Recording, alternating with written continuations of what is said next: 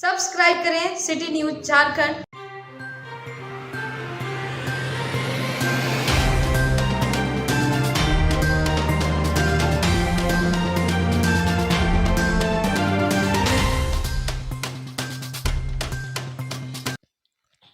मेदिनीनगर झारखंड के ख्याति प्राप्त साहित्यकार सह जीएलए कॉलेज के सेवानिवृत्त प्रोफेसर एनएन सरन का 2 पुस्तक Bhagat Singh the man and his message अंग्रेजी और भगत सिंह द व्यक्ति एवं विचार हिंदी का विमोचन हुआ। रविवार को गीता भवन में हुए विमोचन कार्यक्रम की अध्यक्षता प्रोफेसर एससी मिश्रा ने की, जबकि संचालन हरिवंश प्रभात ने किया। वहीं प्रोफेसर के मिश्रा, श्रीधर द्विवेदी, बलराम तिवारी, केडी सिंह, सुषमा देवी, रचिता सरन, प्रभाकर सरन, विजयकांत शुक्ला, विभाकर पांडे आदि ने संयुक्त रूप से विमोचन किया और अपने अपने विचार भी रखे। विमोचन कार्यक्रम का आयोजन परिमल प्रवाह था। Professor Raghavendra, MD Naseem, Rizvi, MD Azhar आदि ने कहा कि प्रोफेसर सरन हिंदी और इंग्लिश दोनों भाषा में कई पुस्तकों की रचना किए हैं। वहीं इस कार्यक्रम में गढ़वा के प्रख्यात साहित्यकार सुरेंद्र मिश्रा ने भी अपने विचार व्यक्त किए। ये तो लगता है कि नदी के कल का उधारा है।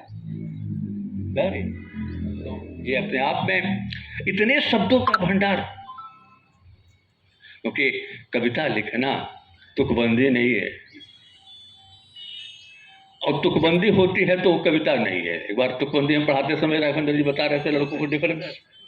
हमने कहा कि देखो तुक है, तुकबंदी है, कविता नहीं है। Poor John died, he is no more, in place of H2O he took H2SO4। Rhyme scheme तो हो गई, कविता भी बनी। कविता के लिए योगी होगा पहला कवि। कविता के लिए वो हृदय होना चाहिए कि जो जिंदगी भर लूटता रहा, मारता रहा, पीटता रहा, वो एक क्रौंच के मरने के बाद मां निषाद प्रतिष्ठम त्वा भगमा सरस्वती समा, एक क्रौंच के बद के बाद उसके हृदय में ममता इतनी उम्र पड़ी, वो डकैत था, पता नहीं कितने को मारा होगा। तो जबकि आपका हृदय पिघलता है, जबकि हिमालय पिघलता है तो गंगा जल बन जाता है, हृदय पिघलता है तो कविता निकल पड़ती है, कविता फूटती है, कविता लिखी नहीं जाती, कविता लिख जाती है। तो ये कहते हैं सबसे बड़ी बात कि by revolution they meant advent of order in society. One line is sufficient to explain what actually is the intention of Dr. N.N. Saran and what he wants to say through the mouth of Mr. Bhagat Singh. The revolution, they meant, not he meant, they meant advent of order in society. And there is chaotic situation in the society. At the moment also, we are living in the age where the things are falling apart. WBs, the center is not working. Things are not moving in the right direction. That actually is the tragedy of the age in which we are living. And what this Lawrence says, ours is essentially a age of tragedy. What kind of tragedy? कौन सी दुख की बात है, कौन सी ऐसी बात है? मैं बताऊं आपको कि एक घटना मेरे दिल को छू गई और मैं बहुत घबरा गया उस समय। नौजवान हो तुम लोग के लिए और कहना चाहूँगा, अभी कुछ दिन पहले जो ये हुआ था, यूनिवर्सिटी का जो स्थापना दिवस मनाया जा रहा था, तो उसमें जो है सो के ख़त्म होने के बाद कोई व्यक्ति थे, हम पहचान नहीं पाए। उन्होंने पूछा कि बेटे की शादी कब करोगे? उसने कहा कि बेटा तैयार नहीं होता है।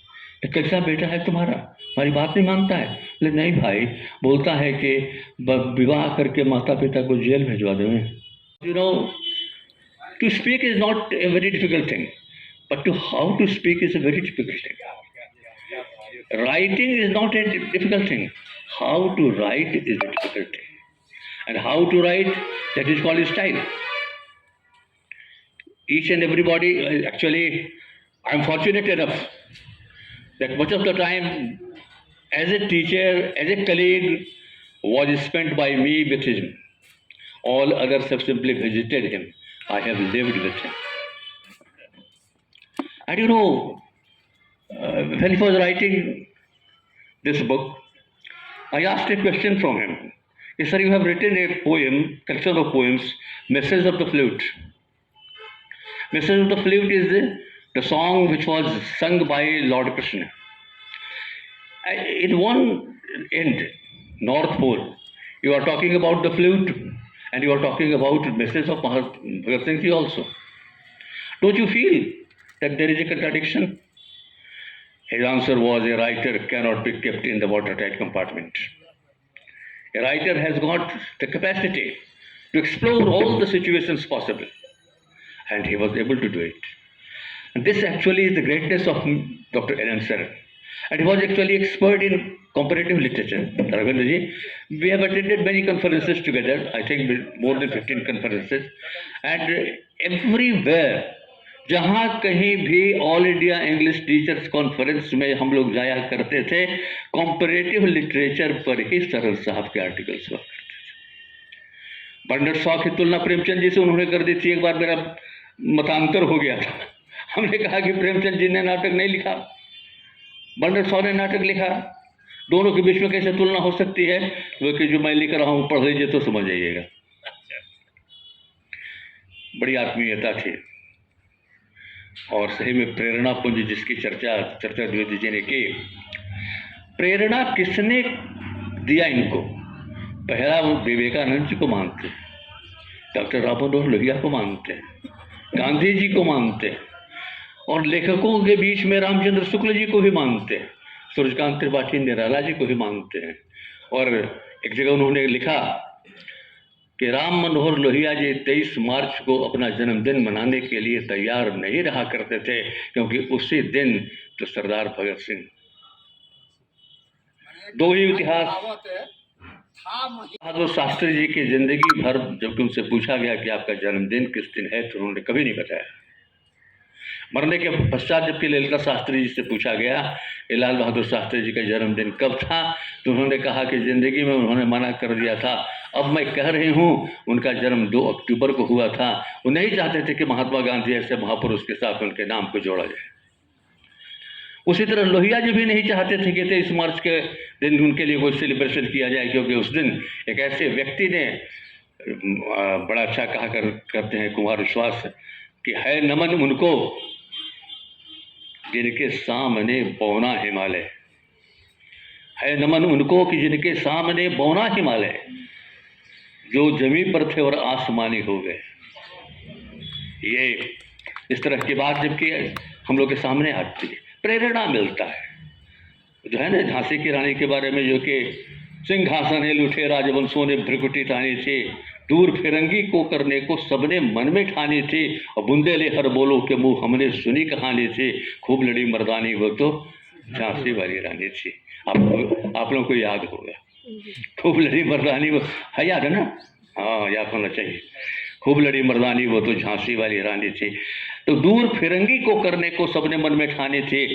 सरदार Bhagat Singh also wanted that these people who addressed us as black dog, कल्पना कीजिए, हमको कोई काला कुत्ता कह देगा तो हम जिंदा रह करके क्या करें? अगर हमारे प्रतिष्ठा के ऊपर आंच आ जाएगा तो क्यों हम जिंदा रहेंगे? What is the purpose of life then? तो जो बहुत से लोग जिंदा रहने के मौसम बहुत हैं, मगर जान देने की रुत रोज आती नहीं। जान देने की रुत बराबर नहीं आया करती है। जान देना सौभाग्य की बात, लेकिन किसके लिए, किस चीज के लिए जान देना? क्या निहत्थे लोगों को मार देने के लिए? क्या अपने सिद्धांत को किसी के ऊपर थोपने के लिए? क्या इस बात को हम बराबर इस बात को कहते रहे कि जो मैं कह रहा हूं वही सही है? ये गलत प्रवृत्ति होती है। सर्वे भवन्तु सुखिनः, सर्वे सन्तु निरामया, सर्वे भद्राणि पश्यन्तु मा कश्चित् दुःखभाग् भवेत्। ये हमारी फिलॉसफी है। सबका कल्याण हो, विश्व का कल्याण हो। लेकिन सवाल ये उठता है कि अगर जमीन पथरीली हो जाए, जमीन की उर्वरा शक्ति फर्टिलिटी कम हो जाए और आपके पास बहुत अच्छा बीज हो, क्या आप उसको बीजारोपण कर सकते हैं? क्या आपको फल मिलेगा कभी? पहले उस फील्ड को साफ करना होगा। तो फील्ड को साफ करने के लिए क्रांति की आवश्यकता है। और उस क्रांति के बाद जबकि जमीन सुधर जाएगी तो उस जमीन पर शांति के बीज को बोने के बाद वो कभी खत्म होगा नहीं, कल्पतरु हो जाएगा। तो सवाल ये उठता है कि हमारे पास बीज अच्छे हों। महात्मा गांधी के साथ यही बात थी। गांधी जी के सिद्धांत के साथ कोई विरोध हो ही नहीं सकता है, लेकिन किसके सामने क्षमा सोबती उस भुजंग को जिसके पास गरल हो। एक कायरलों के लिए क्षमा की बात नहीं हुआ करती है।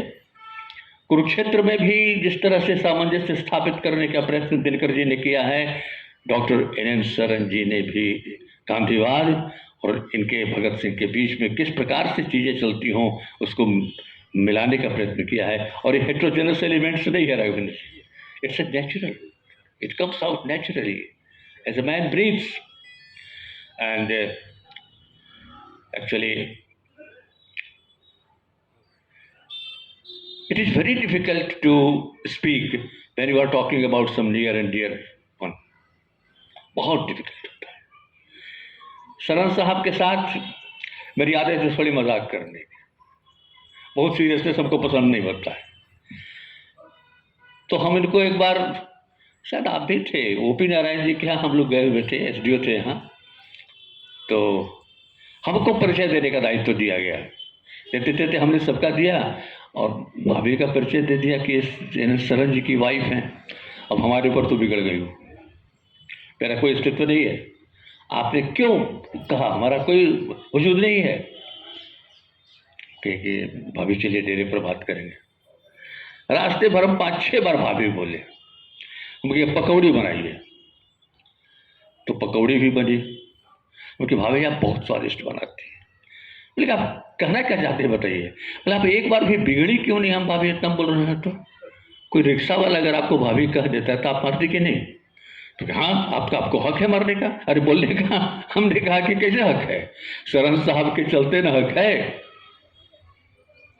बड़ा भाई उनको मानते हैं तब ना। बोले कि साहित्यकारों से बात नहीं करनी चाहिए। हम कहीं कल से आपका मुंह बंद, क्योंकि आप भी साहित्य ही। और मैं बताऊं कि बहुत से मामले में 2 लघु कथाएं उनकी दोनों के एक साथ छपी थी, उसके विमोचन में भी मैं था। तो मैंने कहा था कि मुझे याद आ गया कि मनु भंडारी और आशा के प्रदीप को जलाए चलो धर्मराज। आई होप इनका लास्ट लाइन है, inner force is required to reach the burning flame. Inner force ही आपके अंदर, ding dong battle is going on within divine forces and gently forces, devilish forces. You have to do, whether the devilish force will dominate you or divine force will dominate you. आपको कौन प्रेरित करेगा, किसके द्वारा आप नियंत्रित होइएगा, अच्छे विचारों के साथ या बुरे विचारों के साथ। बुरे विचारों को मारना हिंसा है और अहिंसा, और सही तरीके से चलना ही अहिंसा है, और बुरे को मारना हिंसा है। शायद हिंसा और अहिंसा के भेद को माना जा सकता है। अंत में मैं डॉक्टर एन सरन, श्यामा सरन जी को श्रद्धांजलि अर्पित करता हूँ। आप लोग इतने भी लोग यहाँ आकर के बैठे, बड़े ध्यान से आपने सुना। हम लोग तो विश्वास करते हैं दिवंगत आत्मा मैं नहीं बोलता हूँ, मैं कहता हूँ शरीर विमुक्त आत्मा। आत्मा दिवंगत हो ही नहीं सकती, ईश्वर अंश जीव अविनाशी। मैं बराबर इस बात को कहता हूँ, कभी कंडोलेंस होता है तो, कि दिवंगत आत्मा मत कहा कीजिए, शरीर मुक्त आत्मा। तो शरीर मुक्त आत्मा जहाँ भी होगी, आशीर्वाद तुम लोग को मिलता रहेगा। और सबसे बड़ी बात है, मैं सुन करके मुझे बड़ी खुशी हुई प्रभाकर, कि तुम्हारे बेटा बेटी दोनों अच्छी तरह से सेटल कर गए, दोनों अच्छी तरीके से रह रहे हैं, तुम्हारे अंदर नम्रता है। ये सारी बातें बढ़े पूत पिता के घर में जो कहा जाता है, तो फिर आशीर्वाद है तुम